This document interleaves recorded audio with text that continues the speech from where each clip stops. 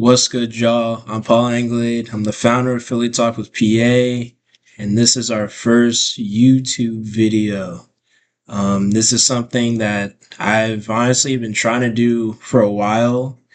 I just honestly never found the time and didn't really have all the right equipment. So I want to make sure I had, all that good stuff, ready before I started this. Um, we're gonna start out this year, try to go maybe at least one video a week. Obviously posting, I'll keep posting over on Instagram. Um, and then also start posting shorts, as well, just trying to expand the brand, man. So it's all about the grind, all about the hustle. So yeah, with our first video today, with the, NFL season, about 10, 11 days away from now, thought it'd be a good idea, revisit a topic that I talked about a couple of days ago over on Instagram, NFC quarterback rankings. And I thought, why not, set the record straight, on some of the names, that I was talking about, because, some of you guys are, coming at me talking like, yo, Paul, like, you're crazy. Like some of the names, like Jared Goff, where he's out on the list, and others are mad disrespectful. So today, just we'll break it down and go through each name, and I'll tell you why I have them where they are on the list. Number one, y'all know me. Number one, it's Jalen Hurts. Talking about a guy, Super Bowl MVP. When the haters grow louder, he becomes even bigger of a riser. And you definitively can't say that about a lot of other quarterbacks in this league. Some of which we'll talk about later. You're talking about a guy that relegated himself, this year into the offense, with the addition of guys like Saquon, AJ a couple years back. Talking about a guy that, even though he was asked to do less, that doesn't mean that he can't throw the deep ball, or all he can do is throw dink and dunks, or throw deep ball one-on-one to AJ Brown. And especially with Saquon, I hate when fans are like, well, if you didn't have Saquon, then they would have never gone to the Super Bowl. And Saquon had 2,000 yards and Jalen got carried and he didn't even do anything. I hate that argument because he went to the Super Bowl in 2022 with Miles Sanders, Saquon's teammate at college at Penn State. No disrespect to Miles Sanders, but he was never one of the Saquons or the Derrick Henrys or CMCs of this league or anything. Even at his best years, like 2019. And he also that year had the 24th overall pass defense. And that year, that defense was really only good at like getting up after the quarterback. We know they had something like 70 sacks. But the rest of the defense, that's only one aspect. And the rest of the defense really wasn't that good. And Jalen Hurts took that team to the bowl, outperformed Mahomes. And if it wasn't, the questionable call at the end of that game there, maybe the Eagles have 2 rings right now. But it hurts. Someone told me that the guy that played best last season should be ranked at the top of the list. If he played the best, he won at the highest level, and most of all, he outperformed everyone's expectations on the biggest stage. Whole world watching. He did that. So I got Jalen Hurts, my man Hurts. I got him number 1. Number 2, I was actually really tied up about 2 and 3. I could have gone either one, but number 2, I'm gonna go Jaden Daniels. You're talking, a lot, like literally 2 years ago, this guy, they were saying he was just going to be a college quarterback, There's that video of like his Arizona State when it was at, I think it was Arizona State. His teammates were hating on him, and like he's just a college quarterback, goes to LSU for a year. People are still hating. Lights it up at LSU. Draft stock rises. Commanders draft him. People are like, oh, can he actually throw the ball or is he just a runner? Because, he had that really, famous highlight run against Alabama in that Saturday night game. But this past season, Jaden Daniels showed that he's easily one of the most clutch, one of the most poised, aside from CJ Stroud's rookie season. I don't think in my lifetime I've ever seen a quarterback so poised, looked like he'd been like a seasoned six or 7-year veteran. And he did come back against my Eagles. Even though Hurts got taken out that game, the defense still played. And you saw what he did in the playoffs against Tampa Bay.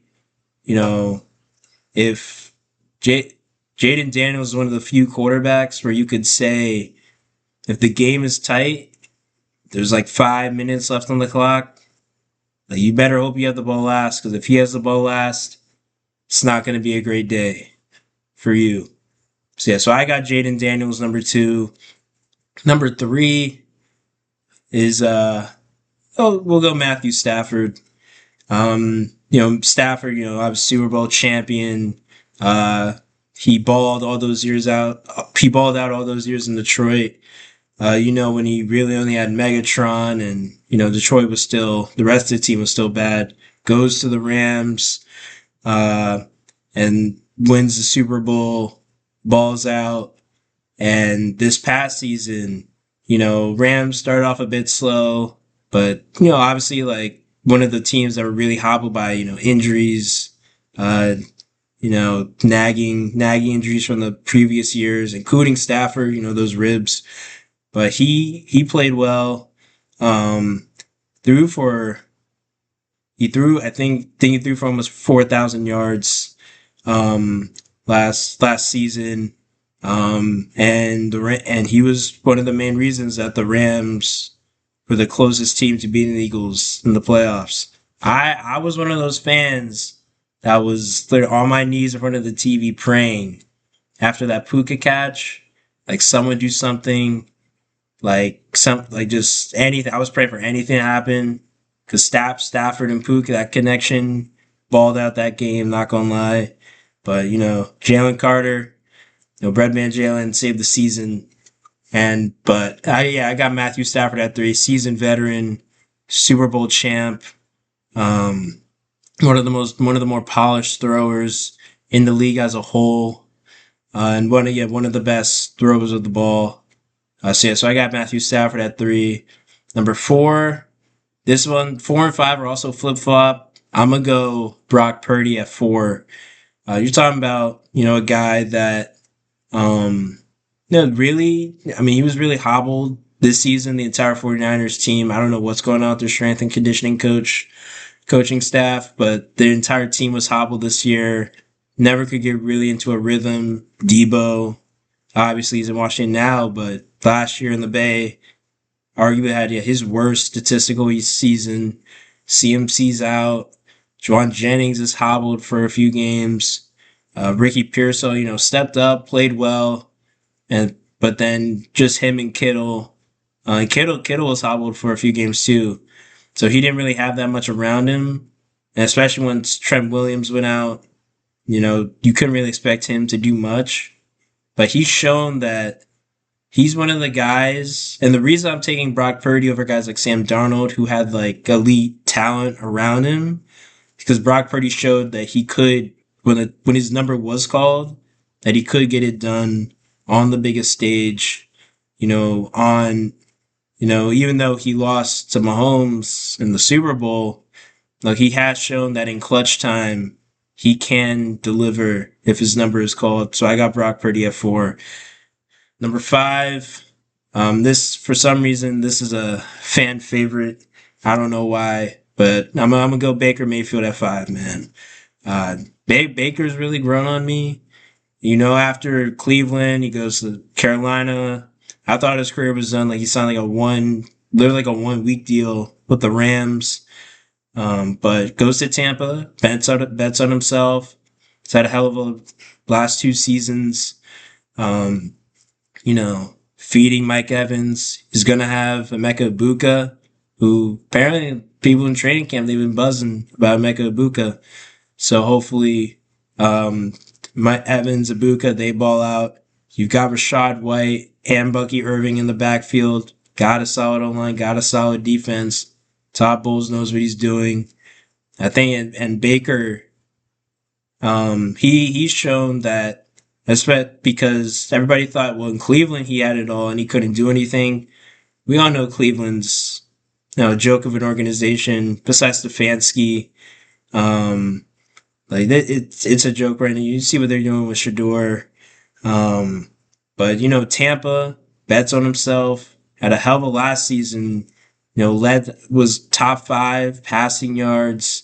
And except for a butt fumble, in the wild card against the Commanders, the Bucks might have advanced to the divisional round. I would have picked them to beat the Lions that divisional round, and they get to the NFC Championship game, and anything can happen in the championship game. So yeah, I'm taking Baker Mayfield 5. He's shown that with the proper environment and with the proper talent around him, that he can deliver when his number is called, as well, similar to Brock Purdy. So I got Baker 5. Number 6. This is when it gets tough because there are a lot of guys that are like unproven. Like they've shown in flashes what they can do, but then there's also a large sample size of turnover issues, folding in the biggest moments.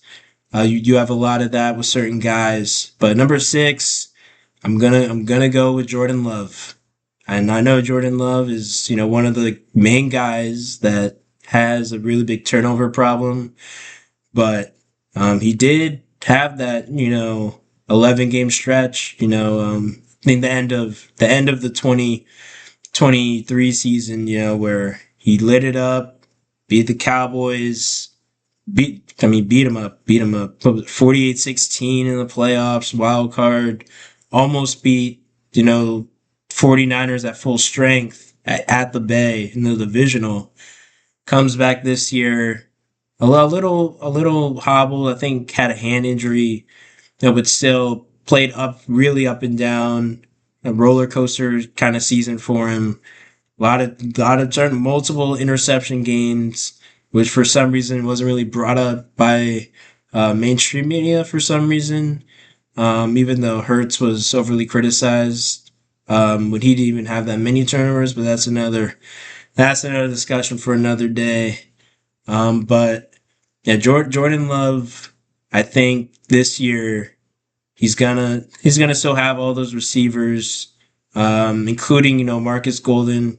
I think he's gonna be like a heck of a talent in this league.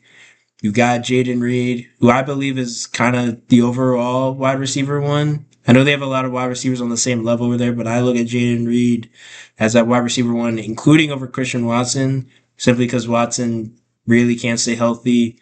I mean, you got Dontavian Wicks. Romeo Doubs might be on his way out. I saw some report last week that trade block, maybe attitude problems, but we don't really know for sure. But yeah, I'm taking Jordan Love as my number 6 QB this season. Number 7. It pains me to put any Cowboys player in a top 10 list, but out of respect, we're gonna go with Dak Prescott at number 7. Talking about last season, Cowboys really didn't have any type of rhythm whatsoever. Dak was caught on camera, week 8? Only week 8, and Dak, I think it was versus Atlanta after he got injured. He was like, we, bleep suck. Caught on camera. Cowboys last year, defense was horrendous. Dak, even before he was injured, he wasn't playing to the best of his abilities. You had CD out in and out of the lineup, especially later in the year. Um, and then after CD, you had no resemblance of a running game, no solidified wide receiver two. So you honestly couldn't really expect much of Dak. But with the money he's being paid, you should expect something. I mean, Hurts had Devontae Smith, only had Devontae Smith for a year. That 1 year in 2020, 2021, still went to the playoffs. So you can't excuse Dak out of everything. We know the defense was terrible. We know there was no resemblance of a running game. But at the end of the day, like, you're getting paid that kind of money. Like, you gotta give me something. But you go out in the off season. Finally, Jerry, makes some noise with an actual NFL player that people know about, not some random free agent. You got a guy, George Pickens. So now you got CD, you got George Pickens. You draft Jadon Blue out of Texas. You get Javonte Williams from Denver, also in the offseason. So Cowboys, it wasn't like there was no way the Cowboys were going to suck for multiple years at a time. So Eagles fans, don't worry, they might start off strong, but we all know Jerry's gonna start talking, and then pressure's gonna just keep going up. Expectations are just keep going up, and then by week 18, Cancun tickets are booked, bags are packed. You see what they got going on with Micah right now. It's really unfortunate for Cowboys fans. I'm really waiting for Howie to do his thing. Make that trade package, make that call. But yeah, I think Dak this year, there's no way the Cowboys are gonna have back to back horrendous seasons. You saw they were really bad in 2020, bounced right back 2021. So yeah, I'm taking Dak number 7. Next, now the next two are like the younger guys of the NFC that I think are gonna have breakout years and are gonna put the league on notice. Because especially the one I'm about to talk about, that's when after he got benched, comes back after the backup got injured, tears it up for the rest of the season. And that man is indeed, yes, Bryce Young. I'm taking Bryce Young, number 8. Talking about a guy that, really didn't have the greatest start to his career. You get put in a situation like Carolina, not a ton of talent. Owner's a short-tempered hothead. So didn't really have a great first year, and then I think it was by week 4 he was benched this past season. And then Andy Dalton comes in, and Andy Dalton gets injured. Bryce comes back in, starts tearing it up, and once again, he was one of the few quarterbacks that gave me a scare when playing the Eagles this year, because they were one Xavier Leggett dropped pass away from beating the Eagles in clutch time in Philly. So shout out Bryce Young. I really think he's going to have a hell of a breakout season. Adam Thielen, he may be old, but I believe he can still make some plays. You drafted McMillan. I think it's going to be between him and Ibuka. Unless I'm blanking on someone that was drafted in the top 10, I think it's going to be him and Ibuka battling it out for, top rookie wide receiver this season. You got Chuba Hubbard in the backfield. The defense should be slightly below average with the talent they brought over. Guys that are returning from injury, guys like J.C. Horn, the D tackle, I'm forgetting his name, but he'll be there. And yeah, I think Carolina, I predicted they might win. They might come out and win the division, steal it away from Tampa. Yeah, Bryce Young, heats it up again this season like he did the last kind of little over half of last season. So I got Bryce Young at 8. Next up, We got the DC product. Um, people don't like him because of some of the stuff they do this off the field, but on the field, I think this guy's also going to have a breakout season, especially with the talent that he has around him. I think he's really going to put guys on notice. Caleb Williams, you get Ben Johnson. You sign the Chiefs' best offensive guard, which I don't know. I still don't know why the Chiefs let that happen, but you signed the best offensive guard from the Chiefs. Um, you got DJ Moore. You got Roma Dunze. You got Cole. You drafted Colson Loveland, top 10. Still got DeAndre Swift, who's a solid running back in the backfield. O-line is revamped as a whole. Defense, you got Jalen Johnson, all pro. You got the linebackers. Hopefully, my man Tyreek Stevenson locks in this year, because we all know that he actually is a very good DB when he's locked in. It was just that one unfortunate moment that's gonna be on the all-decade NFL YouTube video for years to come. But we know Tyreek's gonna lock in. But Caleb Williams, you're talking a guy. He still threw for, I think it was 3,600 yards last season. Had was top 3 among rookie QBs. You had Jaden Daniels, you had Bo Nix, and I'm pretty sure it was Caleb Williams with touchdown to interception ratio. And now you give him a guy, you get rid of Matt Eberflus, a guy who shouldn't have been there in the first place. You bring in a guy, Ben Johnson, see what he did in Detroit, comes into an offense with similar weapons, and who I believe is overall definitely more mobile quarterback. But maybe I think Ben Johnson can,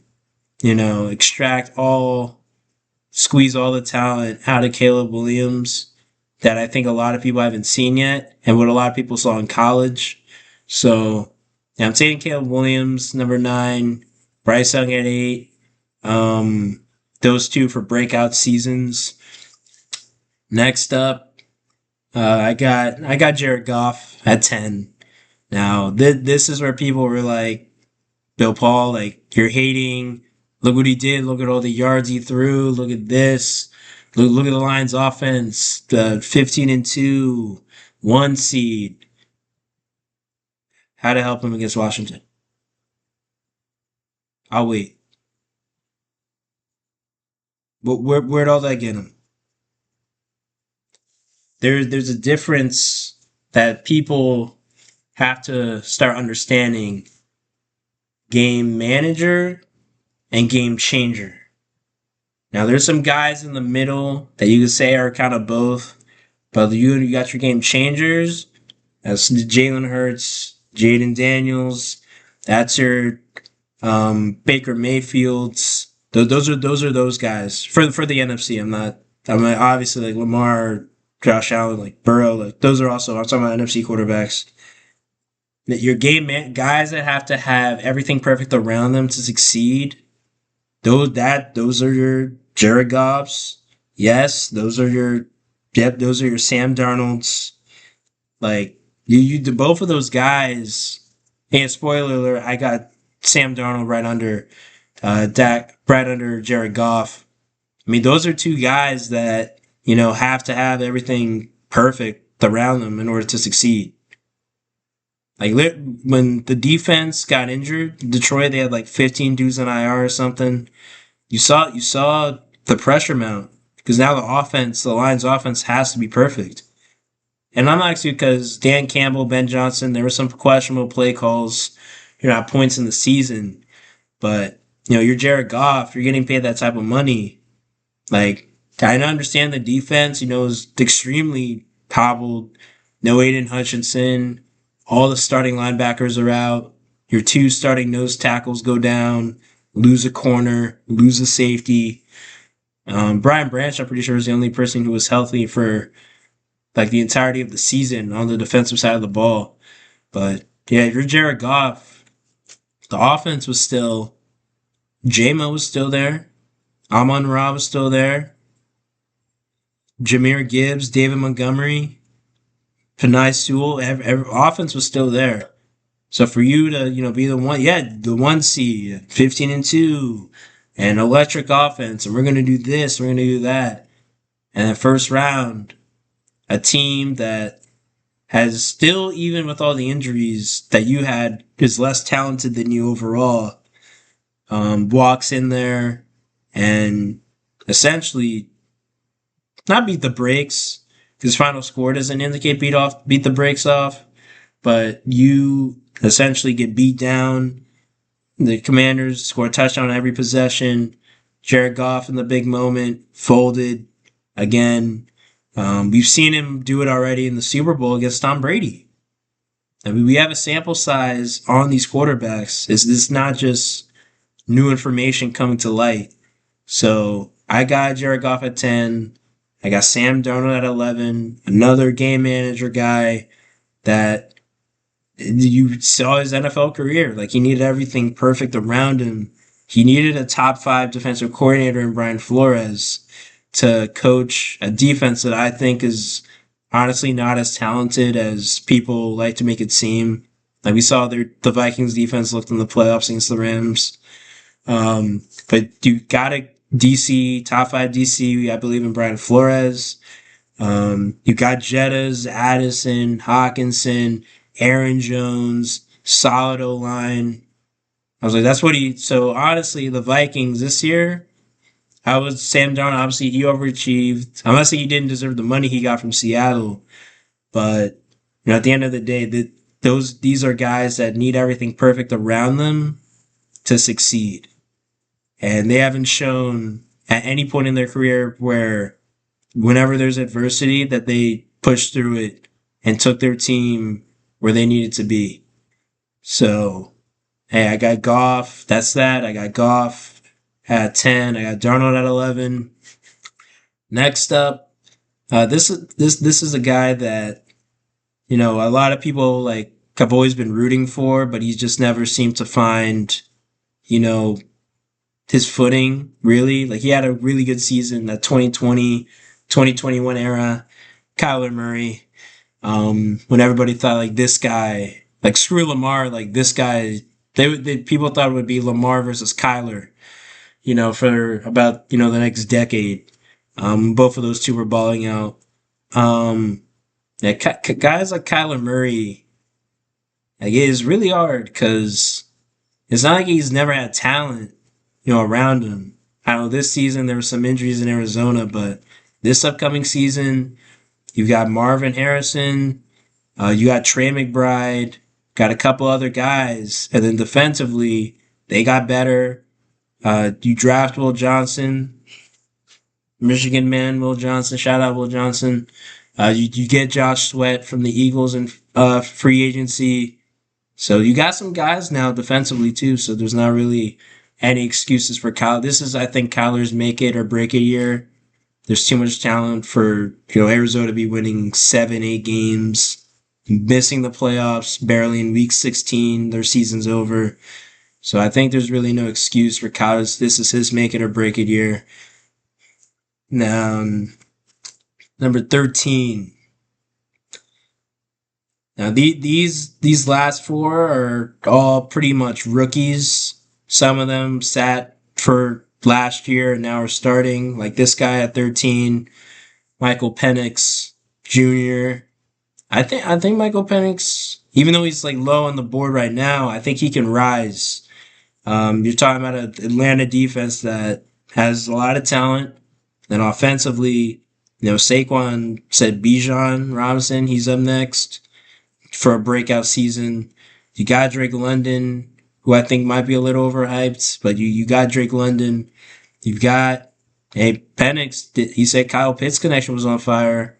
I'm not personally trusting it in fantasy, but if Penix says that Kyle Pitts, they've been working after practice together during training camp, OTAs, preseason, then I'm trusting that Kyle Pitts is, hopefully gets his footing finally this season. And you got Darnell Mooney. You've got some guys over there. Got a solid O line. So really, I think Michael Penix can have the NFC South is going to be interesting. I think Michael Penix can have a solid season. Obviously, Bryce Young and Baker Mayfield, I think right now, just out of respect, you have to put those two ahead of him.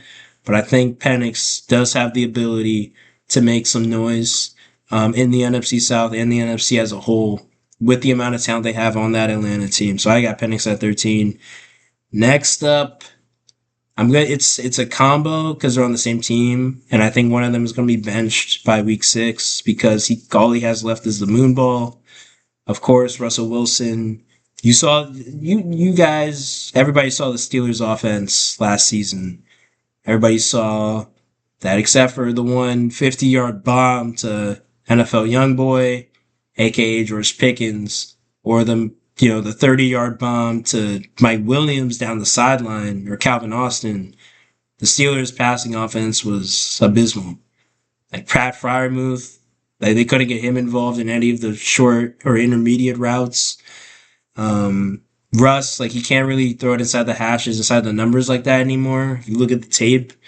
So I think he'll be, and especially if the offense, if they're not winning, because the Giants have talent.